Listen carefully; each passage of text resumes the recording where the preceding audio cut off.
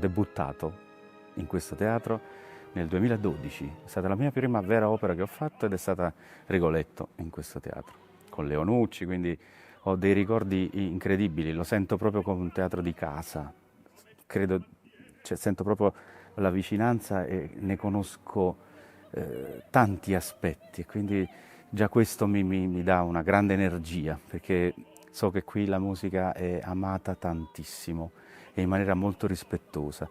E pensare di riportare in vita un capolavoro come questo di Cilea mi rende ancora più energico, perché si tratta realmente di un capolavoro. Adriana Lecouvreur è un'opera straordinaria. Questa è stata la prima opera che io ho fatto molti anni fa, parliamo di quasi più di 40 anni fa, come assistente alla regia nel mondo della lirica.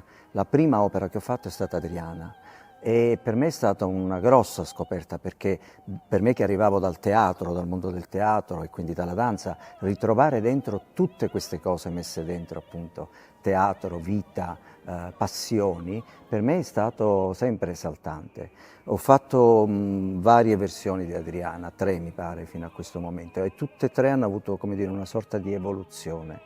In quest'ultima particolarmente, proprio prendendo anche spunto da quello che era stata la mia esperienza di attore, di vita vissuta come attore in cinema, in giro e della vita di teatro, ho cercato di focalizzare veramente il tutto su Adriana, sulla vita di Adriana e su Adriana come attrice. Del mondo del teatro, del parallelo tra vita e teatro si è scritto e discusso da sempre. Il rapporto tra la vita, il parallelo tra la vita realmente vissuta e quella artisticamente ricreata sul palcoscenico come uno specchio quasi di rimando della vita reale ha sempre affascinato l'uomo, l'ha portato anche molto spesso, come Cilea, no? A indagare sui limiti e i confini tra vita e teatro, che è veramente la cosa più affascinante da questo punto di vista. Seneca, per esempio, diceva che la vita non è altro che una commedia, non importa quanto è lunga, ma come è recitata. Shakespeare, che tutto il mondo è teatro, frase famosissima, gli uomini e le donne non sono che attori, ma lo stesso De Filippo diceva una cosa molto bella che mi ha sempre colpito, che in teatro si recita sul serio quello che nella vita gli uomini vivono invece male, o se recitano male. Questo rapporto, diciamo, fra i due mondi e questa idea fra i due mondi, fra una vita reale e una vita invece rivissuta in palcoscenico, è stato un po' l'elemento portante, e concentrare soprattutto l'idea soprattutto su Adriana, Adriana come un'attrice che vive in questo mondo del teatro, come la maggior parte delle attrici è gente che vive solo per quelle 3 ore di palcoscenico, no?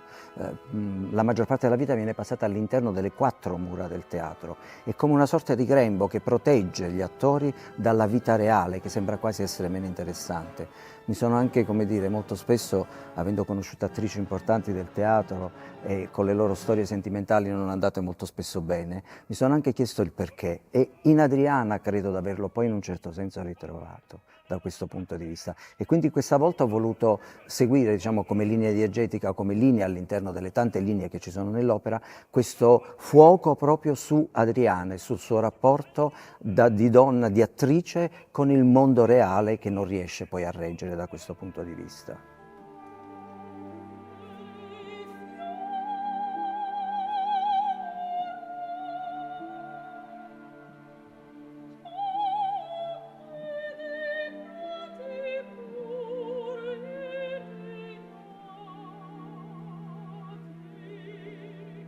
Io ho sempre immaginato questo nell'opera, il tessuto orchestrale, il tessuto sonoro, come un prisma.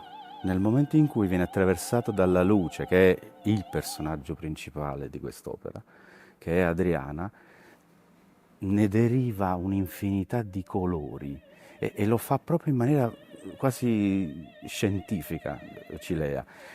Tutti i momenti dove lei non canta ha uno stile particolare. Nel momento in cui c'è lei, già basta pensare alla prima aria, totalmente di colpo crea delle atmosfere, crea delle scenografie musicali, scenografie sonore totalmente diverse. In quest'opera i colori sono tenui, sono pastello, sono acquerello, non li vedo totalmente definiti. li vedo trasparenti e questo mi fa capire che spesso l'orchestrazione è molto grande, perché è un'orchestra enorme, ci sono tanti colori, ma è sempre trattata da Cilea con questa eleganza che ti permette di capire che è trasparente. Le voci devono attraversare il muro sonoro dell'orchestra in un determinato modo. L'ho sempre immaginato così, proprio quest'opera. Ci sono poi momenti di grande esplosione, ma già lui, in maniera saggia, non scrive mai queste cose nel coprire una voce, ma sempre in uno sfogo finale. Questo ti fa capire tanto di come va giocato l'equilibrio tra la voce e il suono dell'orchestra.